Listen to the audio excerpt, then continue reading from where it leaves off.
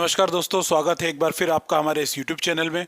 उम्मीद करता हूं आप सब अच्छे होंगे। दोस्तों, आज का टॉपिक है, आज हम बात करने वाले हैं डॉक्यूमेंट वेरिफिकेशन के अंदर एएसआई, यूपी एएसआई का डॉक्यूमेंट वेरिफिकेशन के अंदर कौन से डिप्लोमा मान्य होंगे और कौन से डिप्लोमा अमान्य होंगे, यानी किसके सर पर लटकी है तलवार। ये मैं आपको आज बताने की कोशिश करूंगा कि किस प्रकार की प्रक्रिया होगी डीवी में। जैसा कि मैंने आपको पहले बताया था कि कौन कौन से आपके पीएसटी प्रक्रिया में क्या होगा, डीवी में कौन कौन से डॉक्यूमेंट ले जाने आप लोगों के लिए आवश्यक हैं। जैसा कि मैंने उस वीडियो में भी आपसे बोला था कि ओ लेवल वाले बिल्कुल निश्चिंत रहें, किसी प्रकार की कोई उन्हें घबराने की आवश्यकता नहीं है। लेकिन मैं आपको ऑफिशियल नोटिफिकेशन भी दिखाऊंगा और किन लोगों को घबराने की आवश्यकता है इस सर्टिफिकेशन में, इस डीवी की प्रक्रिया में, तो उस पर आज चर्चा होगी, उस पर मैं बात करूंगा। उससे पहले मैं बता दूं, कई लोग जो 2016 भर्ती में, जैसा कि आप लोगों को बहुत अच्छे से पता है, यानी ओ लेवल वाले कैंडिडेट को ही प्रिविलेज दिया गया था, वहाँ पर बीसीए एमसीए भी 2016 भर्ती में नहीं रखे गए थे। तो दोस्तों, इस बार बहुत सारे क्लॉज दिए आपके इस भर्ती के साथ कि कौन से डॉक्यूमेंट चलेंगे और कौन से डॉक्यूमेंट नहीं चलेंगे। तो उसी विषय पर आज हम चर्चा कर लेते हैं। तो पिछले वीडियो में जैसा कि मैंने आपको बताया था, मैं ले चलता हूं आपको अपने कंप्यूटर की स्क्रीन पर और हम आपको डिस्कस करते हैं। तो जैसे कि मैंने अपनी पिछली वीडियो में आपको बहुत अच्छे से बताया था कि सर्टिफिकेशन में कि कितनी एलिजिबिलिटी क्राइटेरिया है, यानी एसआई में कितनी पोस्ट हैं, ईडब्ल्यूएस की कितनी भर्तियां हैं, ये सब बातें हमारी हो चुकी हैं पिछली वीडियो में। और एएसआई के लिए फिजिकल क्राइटेरिया, मेल कैंडिडेट के लिए कितना चाहिए, फीमेल के लिए कितना चाहिए, एसआई और एएसआई के लिए, तो ये सब बात दोस्त हम कर चुके थे। तो फिलहाल आज बात करने वाले हैं कौन सा डॉक्यूमेंट चलेगा और कौन सा डॉक्यूमेंट नहीं का चलेगा। तो जैसा कि आप लोगों को पता है, बीएससी कंप्यूटर साइंस, जैसा कि आप देख सकते हैं, बीएससी कंप्यूटर साइंस से ऊपर है। तो बीएससी की किसी प्रकार बीएससी आईटी हो, बीएससी कंप्यूटर साइंस हो, तो वो सब सर्टिफिकेट मान्य होंगे। BSc computer application, BSc computer application 1 वर्ष का diploma, BSc IT O level से ऊपर होता है तो ओ लेवल तो मान्य होगा ही। ओ लेवल के समकक्ष यहाँ किस किस को रखा गया है इसकी बात हो रही है। बीबीए को देखिए, आप देख सकते हैं, bachelor of business administration O level के समकक्ष नहीं है, नहीं माना है बीबीए को ओ लेवल के समकक्ष। यहाँ पर बीएससी आईटी ओ लेवल के समकक्ष है, बीएससी आईटी ओ लेवल से ऊपर है, क्योंकि NIELIT triple C O level के समकक्ष है सर्टिफिकेशन। दोस्तों, ये जो बात हुई थी कि हमारी कि नाइलेट के जो सर्टिफिकेशन है वो 100% चलेंगे, ओ लेवल वाले कैंडिडेट 100% रखे जाएंगे। तो फिलहाल एक मिथ चल रही है लोगों के दिलों में कि कई लोग डीसीए हैं, पीजीडीसीए हैं, बहुत सारी प्राइवेट यूनिवर्सिटी हैं। दोस्तों, जो यूजीसी नॉर्म्स अप्रूव करते हैं, जो सरकारी संस्थाएं हैं, वो सभी डिप्लोमा इस बार मान्य होने वाले हैं।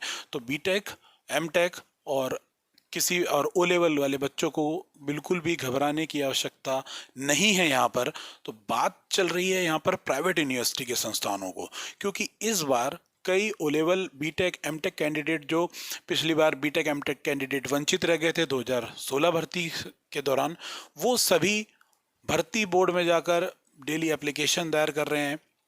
मैं आपको एक फोटोग्राफ, थोड़ा सा ब्लर करके फोटोग्राफ दिखाने की कोशिश करूंगा, जो मेरे पास आज ही एक व्हाट्सएप के माध्यम से फोटोग्राफ्स आया है कि कुछ बच्चों ने किस प्रकार से, कुछ स्टूडेंट्स ने किस प्रकार से डेली प्राथमिकता दर्ज कराई है फर्जी सर्टिफिकेशन के खिलाफ, कि कौन कौन से फर्जी सर्टिफिकेशन इस भर्ती में बैठने जा रहे हैं। तो उनके खिलाफ एक याचिका दर्ज कराई, एक एप्लीकेशन दी है, तो उस पर भर्ती बोर्ड सख्त कार्रवाई कर सकता है।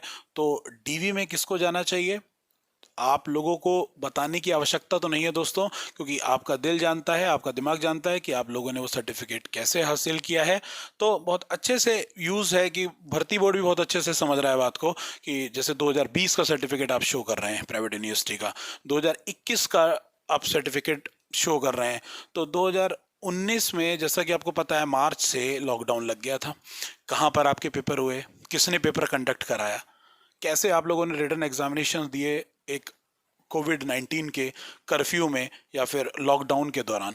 तो बच्चे को बहुत अच्छे से पता है बात कि उसने वो पेपर खुद दिए हैं, नहीं दिए हैं, या मैं एक अजीब सा शब्द बोलूं, फर्जी सर्टिफिकेट या फर्जी तरीके से उस सर्टिफिकेट को आप लोगों ने हासिल किया है।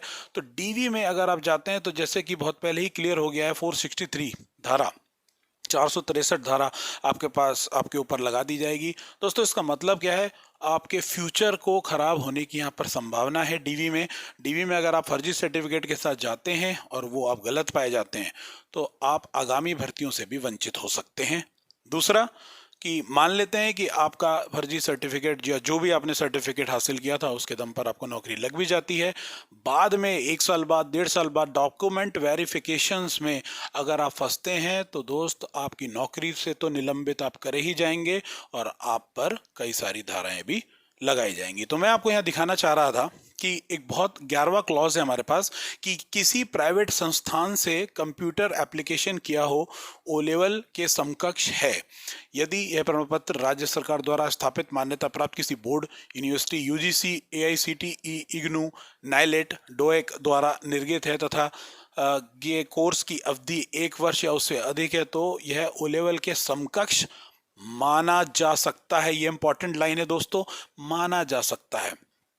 तो ये भर्ती बोर्ड पे डिपेंड करता है कि वो किस सर्टिफिकेशन को मान्य करेंगे और किस सर्टिफिकेशन को मान्य नहीं करेंगे। लेकिन मैं आपको इतना बता दूं, जिस बच्चे ने मेहनत से इस सर्टिफिकेट को हासिल किया है, इसके समकक्ष जितने भी सर्टिफिकेट हैं, स्टूडेंट्स आप खुद जानते हैं वो सर्टिफिकेट आपने कैसे लिया है। तो डीवी में वो लोग कॉन्फिडेंटली जाएं जिन्होंने इस चीज़ को पढ़ के हासिल किया, चाहे वो ओ लेवल वाले हों, एमटेक हो, बीटेक हो या किसी भी अन्य डिप्लोमा को जो समकक्ष हैं ओ लेवल के, उनसे उन्होंने वो सर्टिफिकेट हासिल किया है।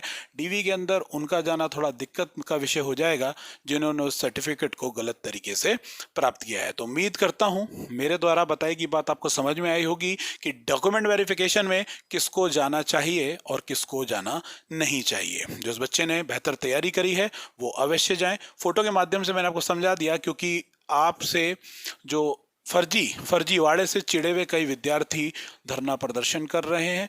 भर्ती बोर्ड में लगातार रिट जा रही है, लगातार एप्लीकेशंस दायर हो रही हैं कि ऐसे बच्चों को बाहर किया जाए या ऐसे बच्चों को नौकरी में सम्मिलित नहीं किया जाए जिन्होंने उन सर्टिफिकेट को मेहनत से हासिल नहीं किया है। तो उम्मीद करते हैं मेरे द्वारा बताई गई बात आपको समझ में आई होगी। किसी भी प्रकार के सुझाव हेतु आप कमेंट बॉक्स में कमेंट लिख सकते हैं। आपको किसी प्रकार की जानकारी चाहिए कि कौन सा सर्टिफिकेट मान्य होगा या कौन सा सर्टिफिकेट मान्य नहीं होगा, उसकी संपूर्ण जानकारी मैं आपको बहुत जल्द प्रोवाइड कराऊंगा, या आप मुझे कमेंट बॉक्स में कमेंट कर सकते हैं। मैं कमेंट में आपको आंसर दूंगा इस बात का।